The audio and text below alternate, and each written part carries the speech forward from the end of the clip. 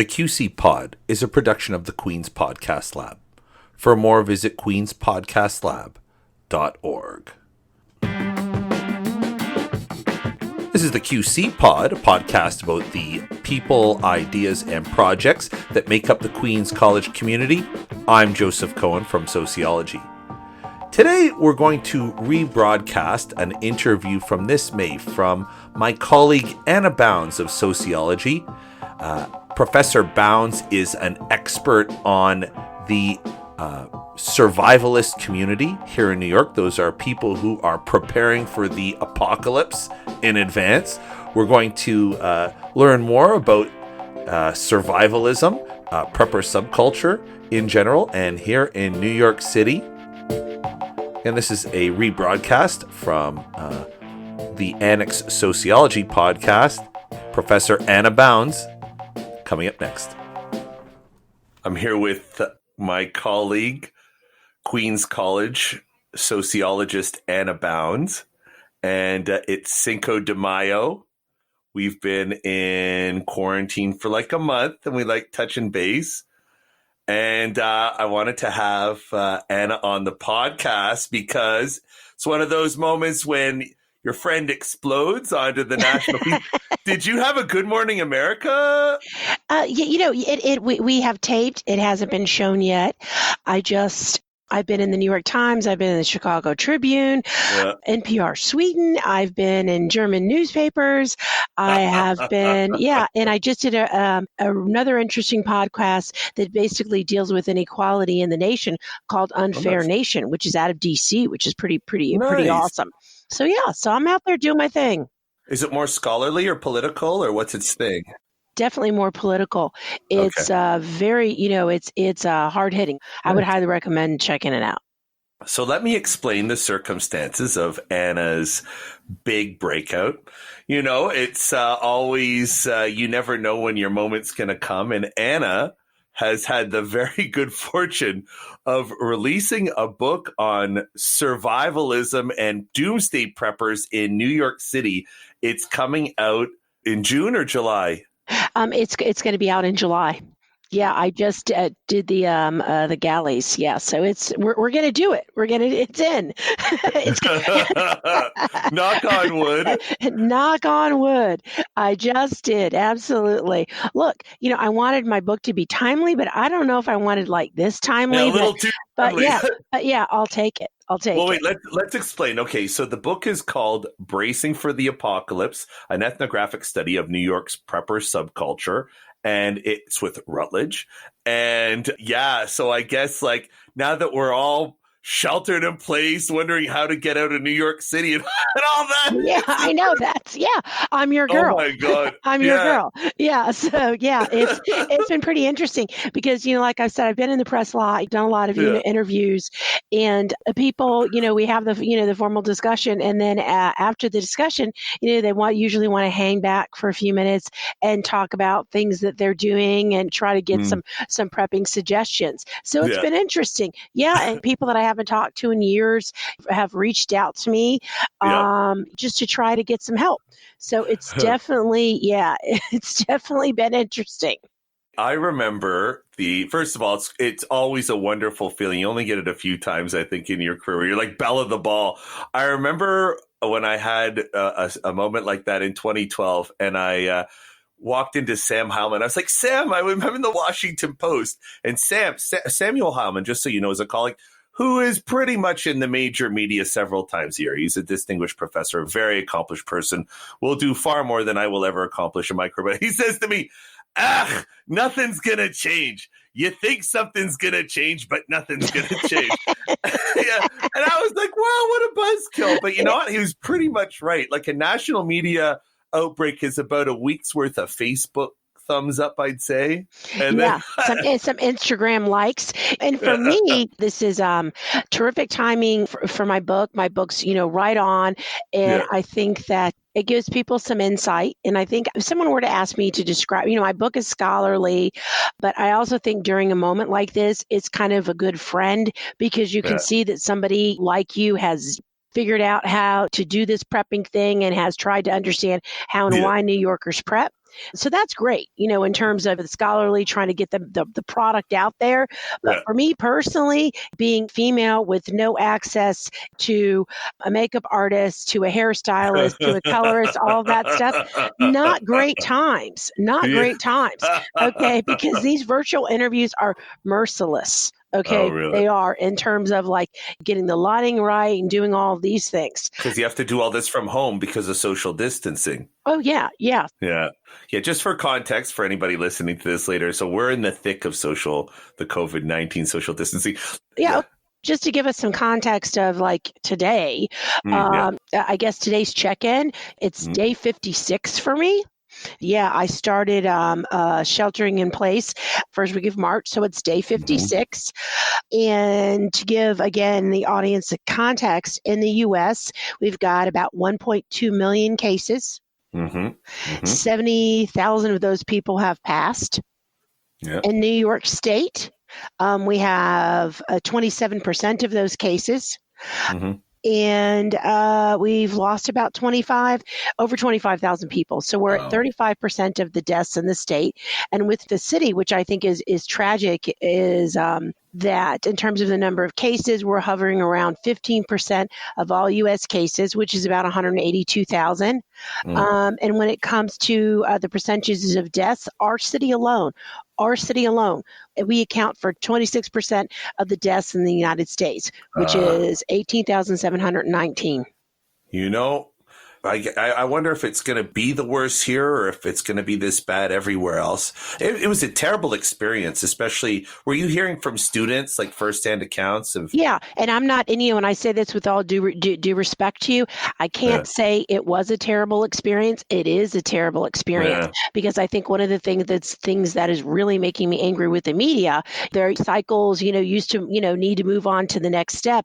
Yes, lots of people are talking about, reopening, but just 2 days ago, we had the highest number of deaths in the entire country. So the Mhm, whole mhm. point is we're not out of it yet. We all want it. It's spring. We all want to make this past tense. But one of the messages that I want to communicate tonight is we're still in the thick of it. Oh We yeah. can't stop doing all the things that we're doing because if we do that, we're going to die. Take a look at Texas. Texas got, and I'm from Texas, I was born in Texas, decided to be a little bit of a rebel and got really way out there and they got hammered. Right. Yeah. And now they're moving back. So yeah, so it's day 56. I'm like just like everybody else, and you and I've talked about this. It's a roller coaster. Some days you're like, yeah, I'm down. I'm Yeah. doing my work, and then other times you're like, oh wow, it's sideways today. Yeah, man. It's been the things that I've seen, or more that I've heard from my students, because we're all sort of sealed off in our own little bubbles. But we teach in the same department, and we serve a lot of people who are in households where people are working tough jobs in healthcare. And I heard stuff like the hospitals just stopped taking people from the homes, from the elderly homes. That's Yeah. what I've heard, stuff like Yeah, that. all sorts of, yeah. I have a student who serves in the National Guard who now has mortuary duty, and he's has mustered a tremendous amount of courage in a horrifying situation. You're probably the same. I've had students who have lost people. Hmm. I have students who've become sick. I've heard from, in terms of social networks, I've had people who live in central Queens, which is, the Hmm. epicenter of the epicenter here, who have reached out for help. We're all doing what we can, really finding out what it means to be a New Yorker and rallying together. One of the themes of my book is the changing notion of citizenship in the country, how we're moving from a lack of faith, a loss of faith in government, particularly at the federal level, and we're turning towards the local and seeing how we Hmm. can, help one another. And the pandemic has certainly confirmed that. I mean, Up here in New York, that's for sure. Holy yeah, moly, it's been a yeah, very negative experience with the federal government. But like, let's give the audience a little bit of context so they know where you're sure. coming from on the book. Let's start off. Tell me, how did this project? How'd you get into urban survivalism. How do you get into that? I don't mean to, I know. I got to tell you, when my family thinks this is just, now they've accepted it. But for the last couple of years, they thought this was pretty hilarious because I'm not the candidate for this. I'm not. Yeah. But I think that's the point of why prepping has become popular in the city. And when I say popular, there's certainly a stigma associated with it. We'll talk about that in a little bit. Yeah, But sure. for me, I became interested in prepping because of my own experience with disaster in the city.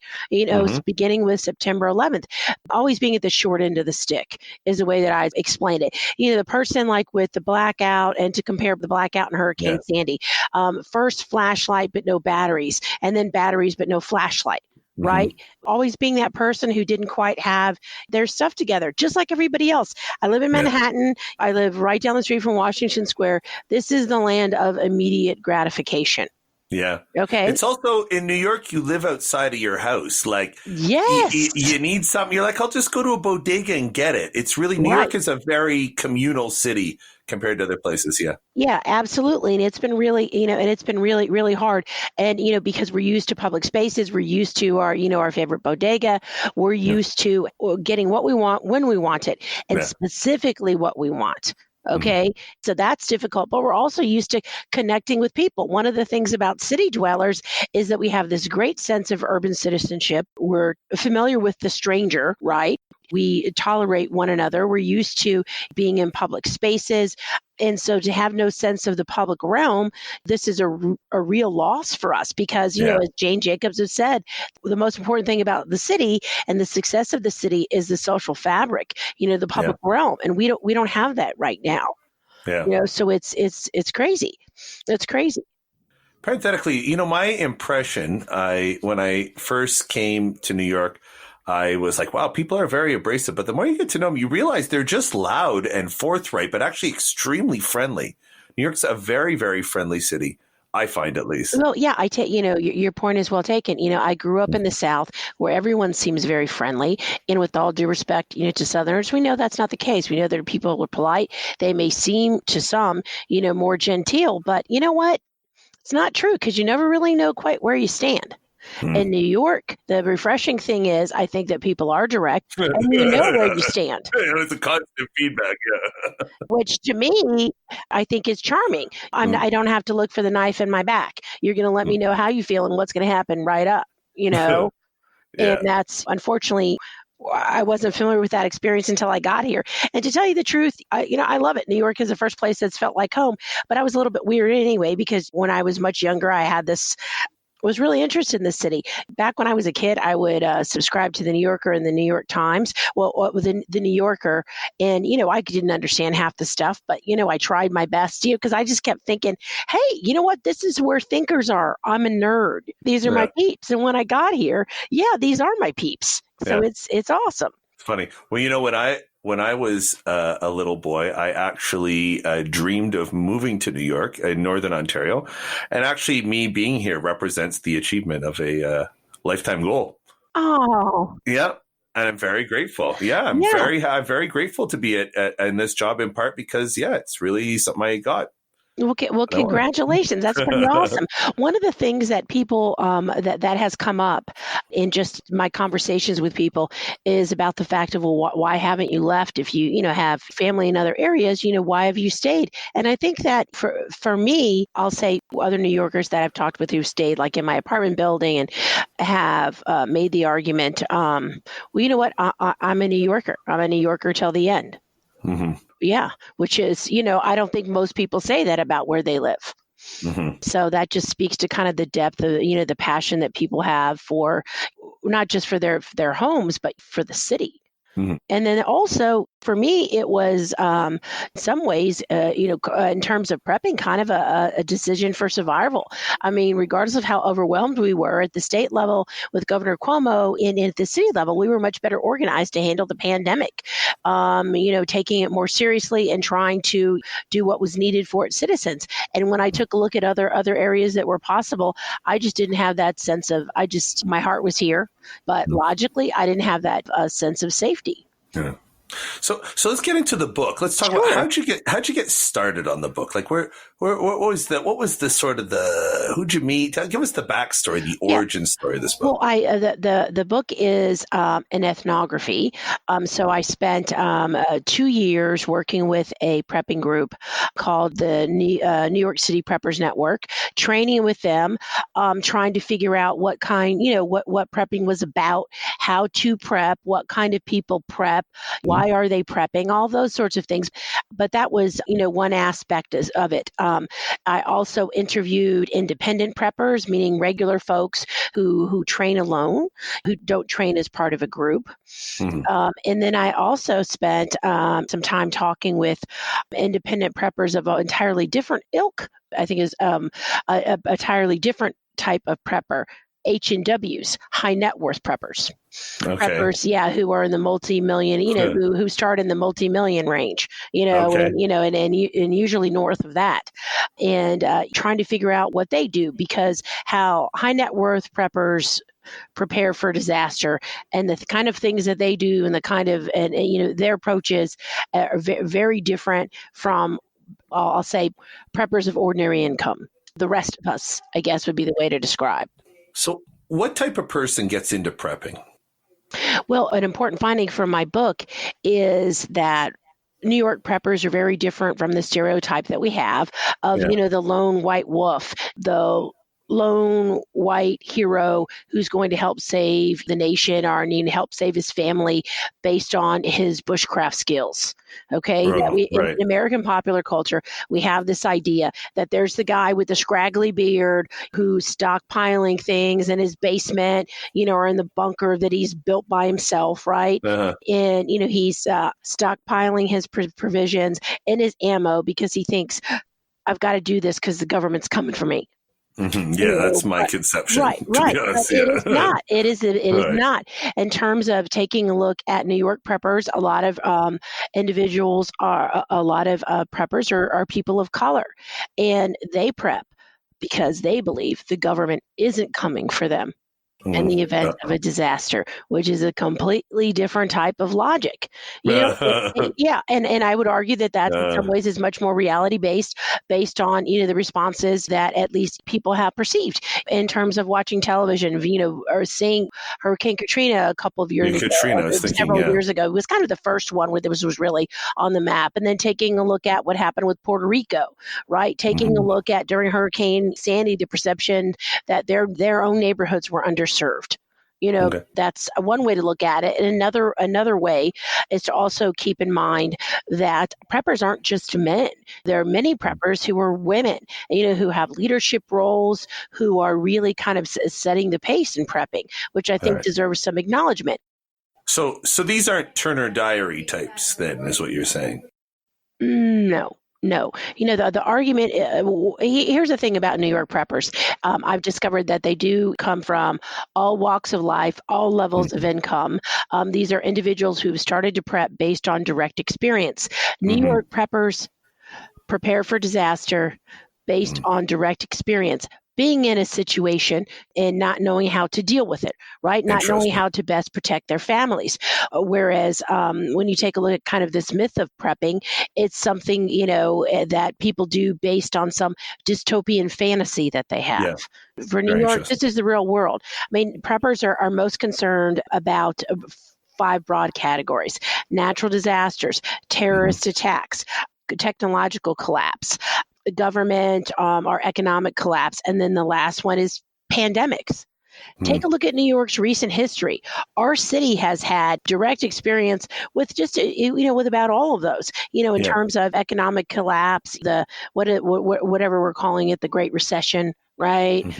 We've had the East Coast blackout. We've had terrorist attacks. And it's also important to note that people not forget that there have been attempts, like, for example, the bomb that didn't go off in Times Square.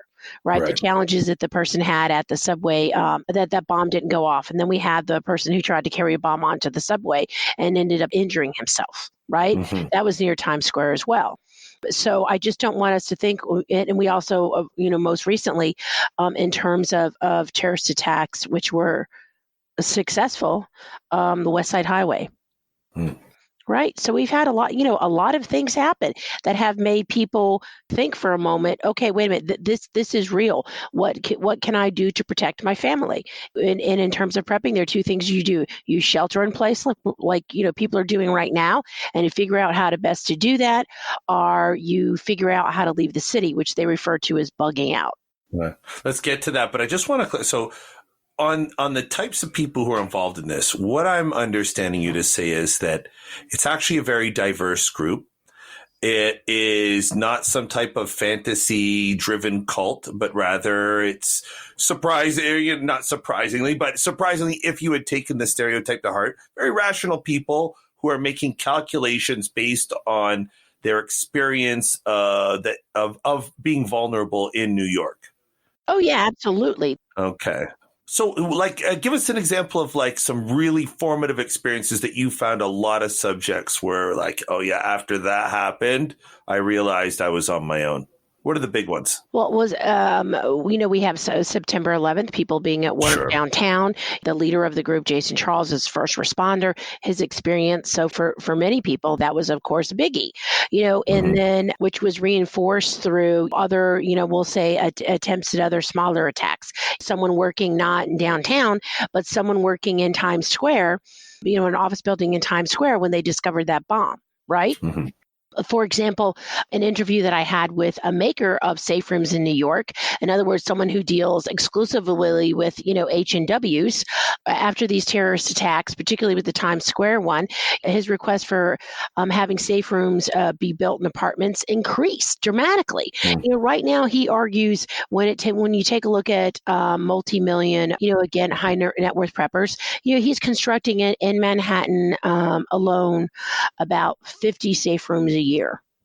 That's significant. Wow. Yeah, that's significant. And and I'm not talking about a panic room. These are like chemical rooms that you can seal off from chemical toxicity. Absolutely. And these are our custom built safe rooms. They're dual purpose rooms where you could be in someone's living room and everything looks beautiful and you have absolutely no understanding that if need be, it will function as a safe room. I've seen these in Israel. Yeah. They're very common in Israel. Right. So, we have an increase in that. He's now building in Brooklyn as well. I have a question. Does the fact that New York is an island loom large in their mindset? Absolutely. I remember 9/11 and stuff like that. Yeah. They wouldn't, you couldn't get off the island. The blackout, you were stuck on the island. You're like, holy moly. Yeah, well, the blackout was a really big one for people too, right? Yeah, I remember that one. And not just, and then Hurricane Sandy. Mm-hmm. When I interviewed people, I would say that it was one of two cases. There was a definitive moment, let's say something very traumatic happened in September 11th that made them feel that they needed to prep. Or there was a gradual awakening where basically stuff kept happening in the city. And they thought, you know what, I have to change my behavior. I have to figure out how to better protect my family. So I would argue that both are the case. And the blackout was definitely a big one. Hurricane Sandy, there's an interesting story in the book where a gang member talks about how they orchestrated getting supplies to and from their neighborhood during Hurricane Sandy. And basically it was the gangs calling a truce in his area and working together to figure out how they could ship things in and out to help people. So when we think, in New York about the idea of community, it comes in all forms. Yeah, certainly. That's interesting. It's like a sort of a self-organized emergency services. Yeah, well, I think with the changing notion of citizenship, one of the things that we're seeing is, an increase in self-reliance. The idea that people have witnessed the federal government being overwhelmed, not having a strategic plan, there being confusion, a lack of transparency, whatever you'd want to say. So they have fear that in the event there's a disaster, that the government isn't going to, that they can't depend on the government. An outstanding prepper, someone who certainly taught me a lot about prepping and a lot about life as well. His name is Marlon, and he made the argument, look, if something happens, we have millions of people here. The cavalry isn't coming for us, and we need to figure that out. And you know what? Yeah. He's right. He was right. And so, these are different things that they've talked about, the lack of coordination, the lack of resources, and also the lack of regard at the federal level. Yeah. That in some ways, like this has revealed how naive my expectations are of what the government would do in this situation and how those guys were ultimately right. Like, even now, right now, so a lot of this episode will probably come out in June and a lot will have happened. But when we're talking right now at the start of May, the disease is still raging and they're working to open up states because people are giving up on the quarantine. And it's really they're just going to throw people out there, I guess, huh? The government didn't have a plan to keep everybody safe. You are basically responsible for insulating yourself from this disease. It looks like it's going to be. I don't know how it's going to play out, but they were right in a way. Yeah, they were. I was naive. Yeah, and that was the sad thing.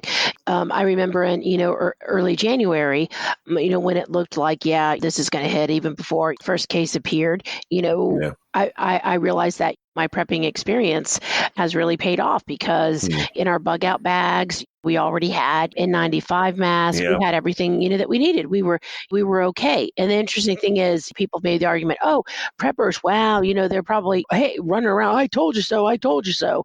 And it was interesting because the perception, I spoke with many preppers and group members, and their response has been, well, you know what, they've kind of taken it sort of in stride. This is something that we've trained for. This is something that we've thought about. Okay, we're ready. I'm ready with what I need to do. I'm prepared. So let me figure out how I can help my neighbor. Let me figure out how I can educate people about what they need to do, which I think is another interesting finding, because one of the things that I learned in the book that I wasn't really expecting, I thought that it was be this group of isolationists, right? Yeah, I would have expected that. Yeah, no, really, they're actually very, very good networkers, and they're community oriented. Huh. So that whole myth, like I said, of this lone figure, it really doesn't exist within New York. And I think a lot of that has to do with our close proximity to one another.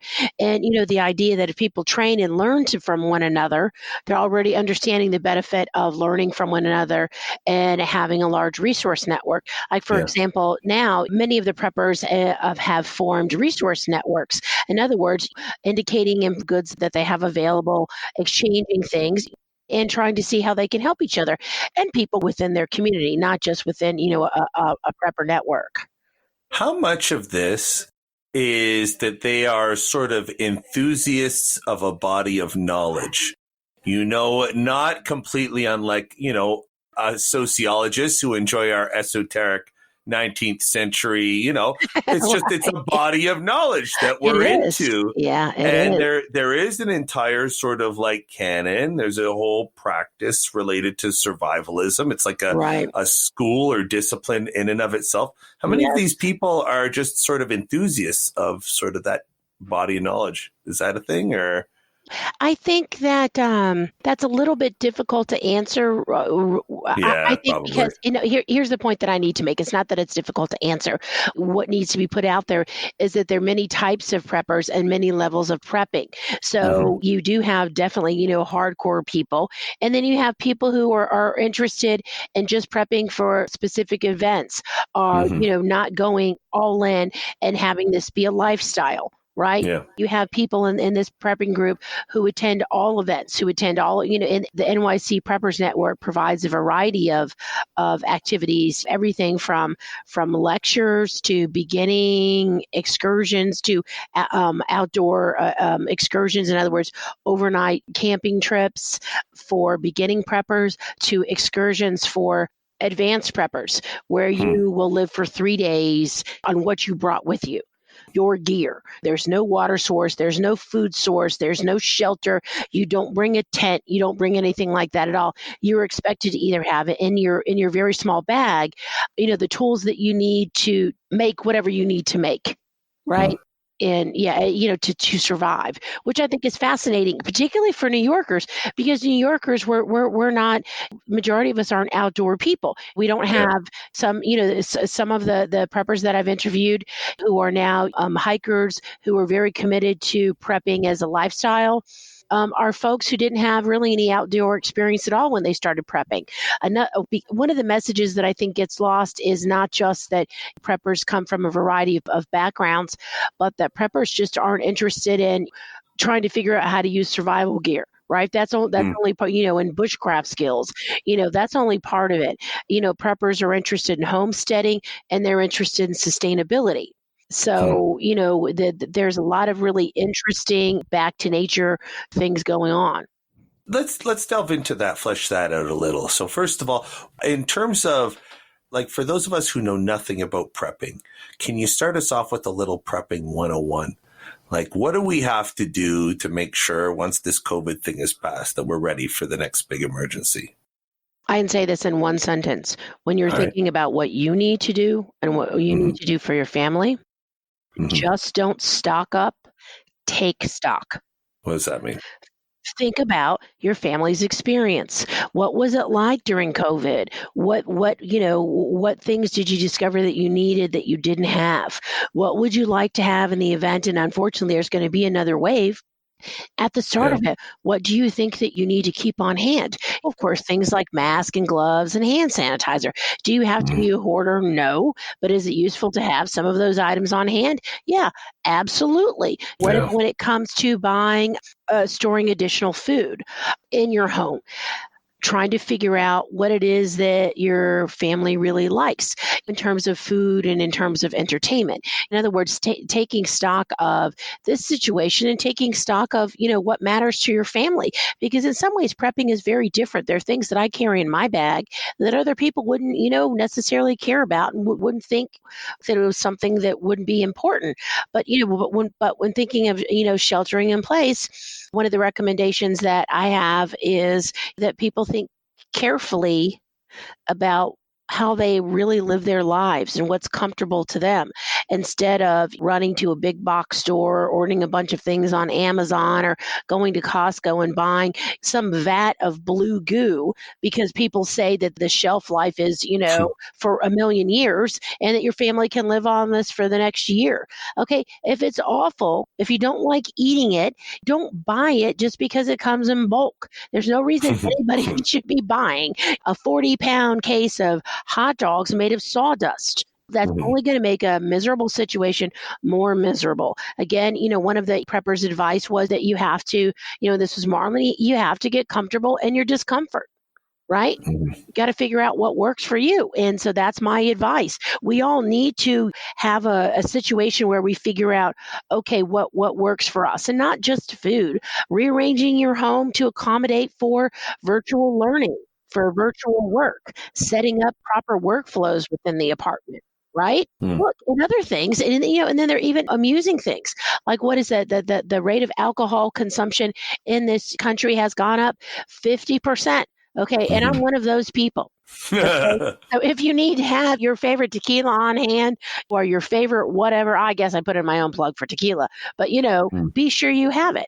A chocolate, your favorite kind of chocolate. I'm not saying be extravagant, but I'm not saying don't feel like you have to make things extra miserable by not respecting your own philosophy that you've had when it comes to living your life.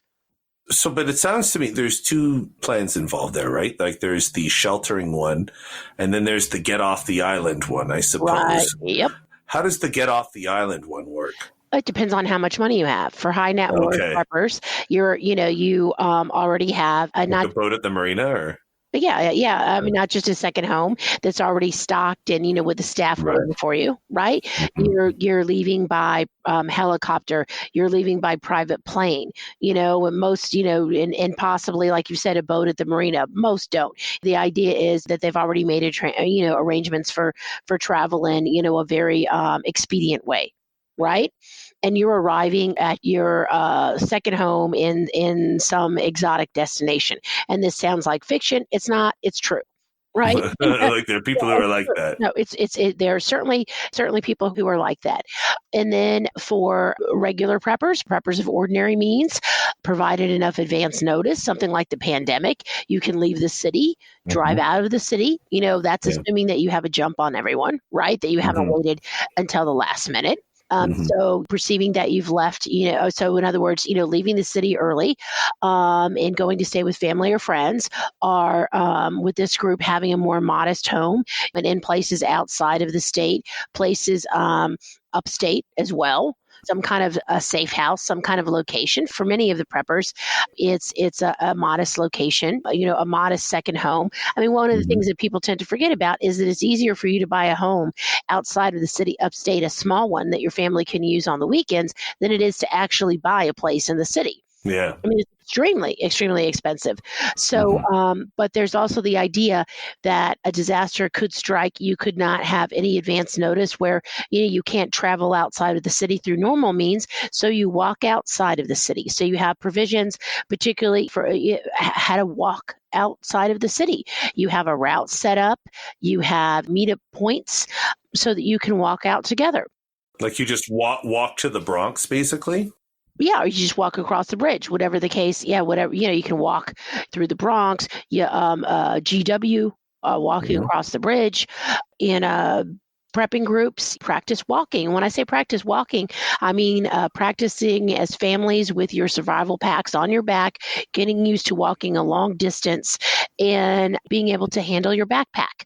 In other Mm. words, figuring out what you need, what weight you can possibly carry, right, for a long time, because their idea is that there may be a moment where you just need to leave, which I think it leads me to another interesting thing. A lot of preppers just don't have one bag.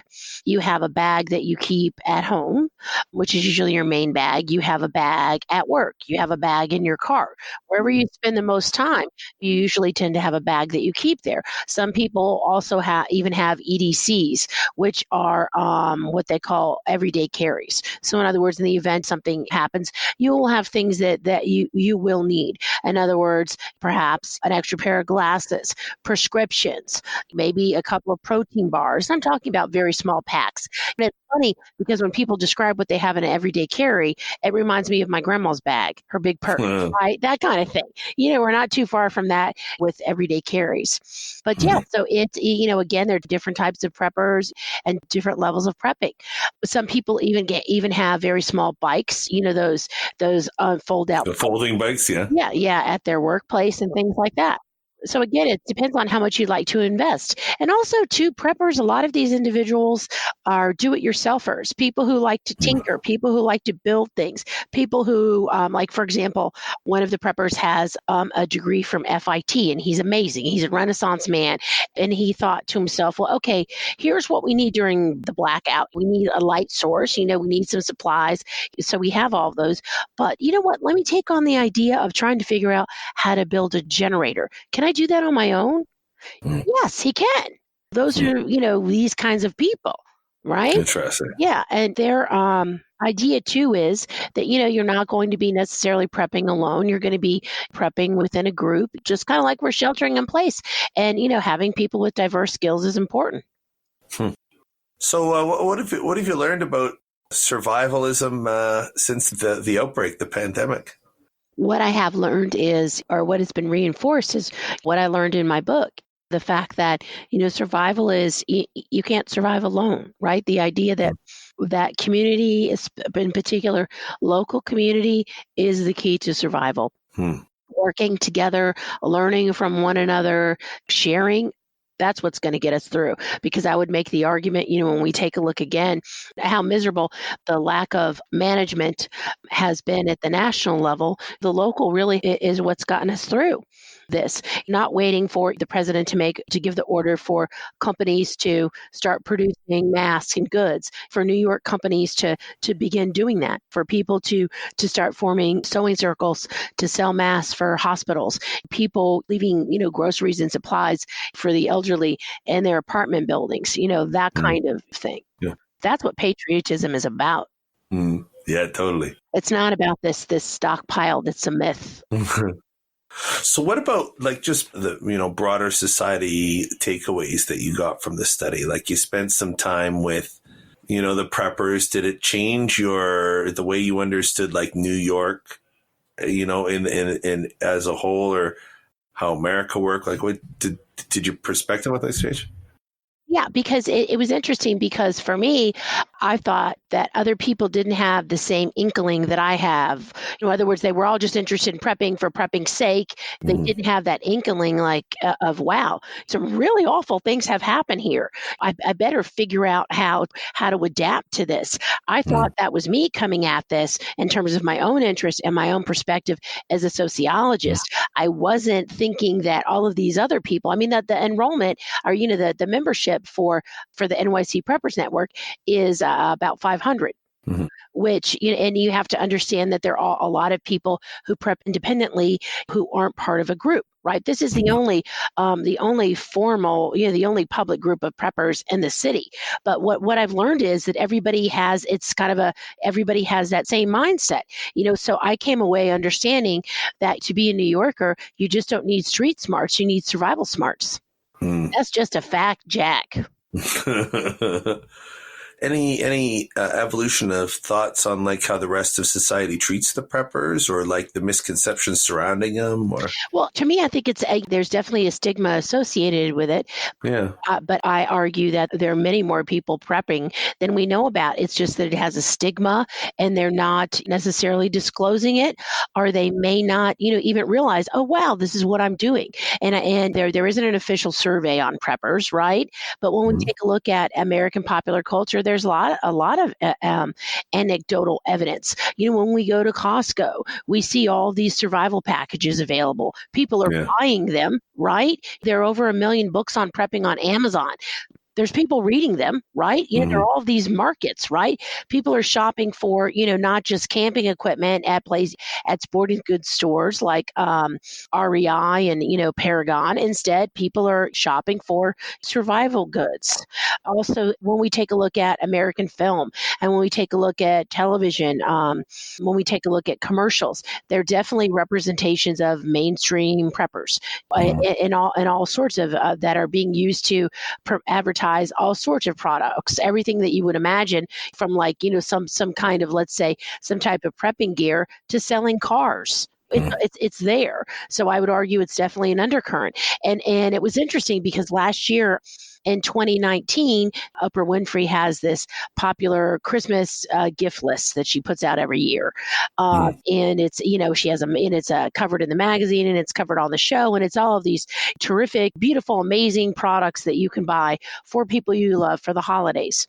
On last year's list was a luxury bug out bag. It's all sold. Yeah, right. Yeah. I mean, it was quite expensive. It's very mainstream. Yeah, very mainstream. And it's, the New York Times had a miniature version for people who live in the city. They had that crazy Altoid box size preppers kit, which is crazy. And then, all sorts of things. Even home goods stores like Pottery Barn, they now sell prepping bags. Yeah, they're like $500 a piece. That's crazy. My advice is don't buy it. This is again for people figuring out if and when they need to prepare. Please do not buy one of these unless you've reviewed it and you're really comfortable and you really like the products that are in there.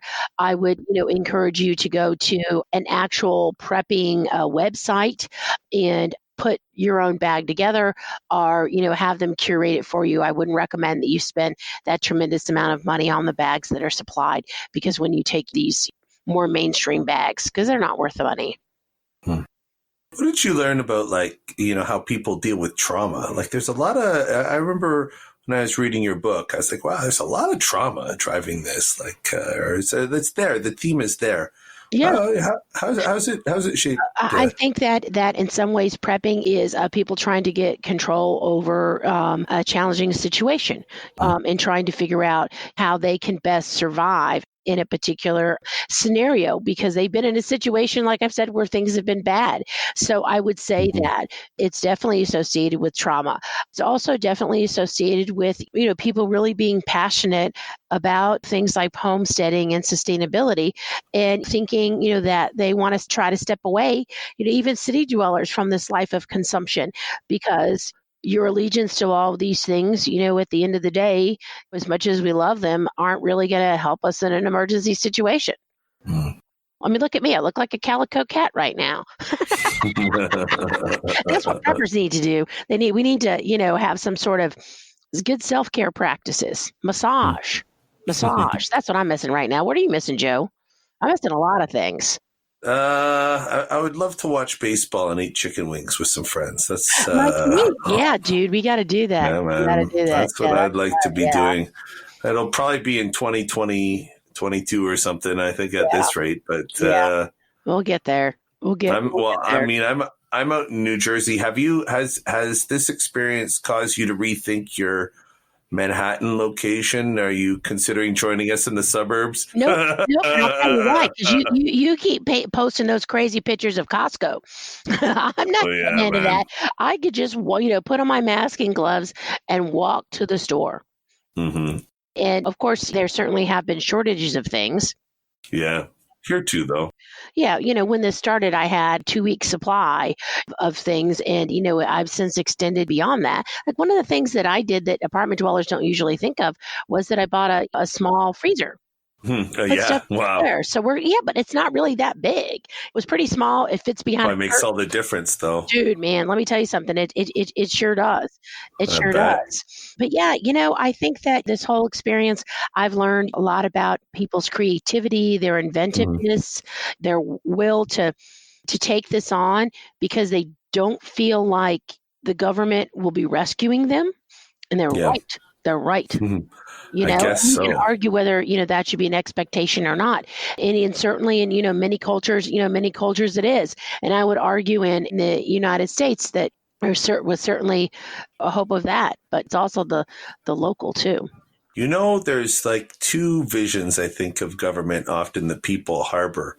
One is of sort of the omnipotent sort of parent who can swoop in and solve problems. And then the other one envisions government as some fundamentally inept organization that can't really accomplish much.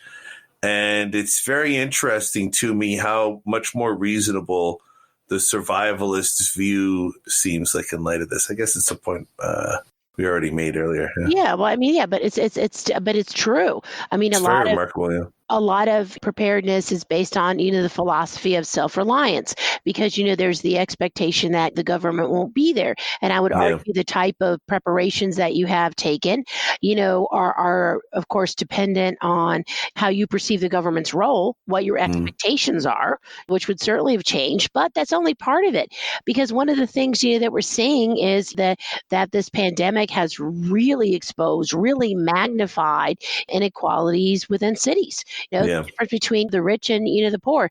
The people in the poor sections of, Central Queens, for example, proper health insurance is very, very expensive for them. In many cases, unaffordable. So their first stop isn't their family's doctor when something's wrong. They wait until they become extremely sick, and then they go to the emergency room, which wasn't an option during COVID, right? They didn't have the ease that someone else has. Like, for example, this is pretty funny, and I'm sharing this personal information just because I think it's a crazy story. They weren't like me when I got sick 2 weeks ago when the weird things started to happen. What was I able to do? I could send photos to my dermatologist, and he could evaluate the photos, and have a session with me and help diagnose me. They don't have access to their doctor in that sense, because they don't even have a regular doctor. Yeah. My deal was that I was eating one of the things that I was thinking about was, oh, you know what? What were some things that I really like to eat that I haven't, consumed in a long time? What are some cool things? So in my little snack stash, right? Yeah. I had some red licorice. Oh, nice. That I hadn't had in a long time. And I won't mention the brand, but I really, really used to love it as a kid. So I broke it out. And, wasn't thinking, and it's, licorice, that the satisfying chew when you're stressed. It's awesome. It's like jump, jump, jump. So all of a sudden I start to develop a rash, and I have no idea what it is because everything in my life has been the same. Right. And I wasn't totally of this. Yeah. So I'm thinking, wow, what's going on? I don't know. Was this COVID? Sometimes they say there's a rat, and I wasn't exactly freaking out. Yeah. But I did contact my doctor because it was very unusual. I waited for, I don't want to say a couple of days, like maybe 2 days, but it was just getting worse. And really what it was is that I'm allergic to the nickel alloy in this candy. Oh, no. I didn't even know this candy had a nickel alloy. That's terrifying. right? Well, what brand is that? Maybe it is a public service to. I was enjoying Twizzlers a little too much. So Oh, maybe, nickel. yeah. So maybe if you were reasonable and you don't decide, I'm going to chomp on these through the whole movie, you'll probably be okay. Me, not so much. Had a nickel OD. So allegedly, it was the candy. He gave me some salve. It was helpful, and I stopped consuming the candy, and I'm okay. But that's you want to talk about a description of a first world problem with sheltering in place. Totally. That's it, right? Yeah, that's my it. snacks are good. My snacks. digital entertainment options are pretty extensive. Yeah. Just while we're recording, I'm calling the second wave at the end of June, beginning of July. And I think that the quarantine's going to fall apart very quickly because people mistook we're past the hump as it's absolutely low. The disease is still raging. Right. But I bet you hospital admissions will be flat because this disease has an incubation period. And people are going to misinterpret that as the virus being contained. And they're going to transmit. And I bet you in 3-4 weeks, once everybody's nice and courageous to break social distancing, we're going to have a big outbreak. That's my guess. So now it's on tape. Yeah, I agree with you, but I would argue that I don't know. It's an outbreak. Well, maybe this summer will. Yeah, so I think there's going to be a spike in the summer until and we're all going to be punished. And then I think that there's going to be with the cold and flu season. I would argue just with probably mid fall I would say after September we're going to have another outbreak. Yeah, another outbreak. I hope not. Well, hopefully they'll be a little more proactive than they were the first round. Yeah, that's why I'm encouraging everybody to please think about what you need to do, to help your family. Yeah, man. I had 100 N95s when this thing broke out. I was able to give some to the local hospital. I had a ton. Oh, that's terrific. When did you order those? I always had them because I remembered SARS. When SARS went to Toronto and you couldn't get N95s. So I kept about 40 just for contagion, whatever. Mm-hmm. And I had surgical masks and gloves and all that stuff. I had alcohol. Secret prepper. I guess that makes me a prepper too. There you go. I only had 2. Oh my God. No. But these were ones each mask has up to a 200-hour shelf life. Oh, well. I mean, I don't mean shelf life, but 200 hours of use. Yeah, use life. So I was definitely fine. And I also have equipment on hand now that we've purchased in the event we want to make masks for other people and, things like that. So I'm able to do that with filters and stuff like that. But I just want to put this out as kind of a public service message.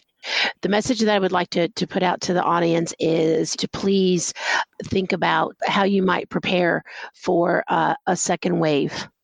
In terms of thinking about the fall, thinking about items that you might like to have in mind, or you might like to have on hand. For example, some of the really good N95 companies, mask companies, are already taking orders for delivery for the fall. Oh, really? So it's order now so that you will have it then. So I'm saying please don't think this is a one-off. I hope that it is, but I would rather encourage everyone to be better prepared. This is the QC Pod, a podcast about the people, ideas, and projects here at Queen's College. A special thank you to Anna Bounds from Sociology. Her book is Bracing for the Apocalypse, an ethnographic study of New York's prepper subculture with Routledge.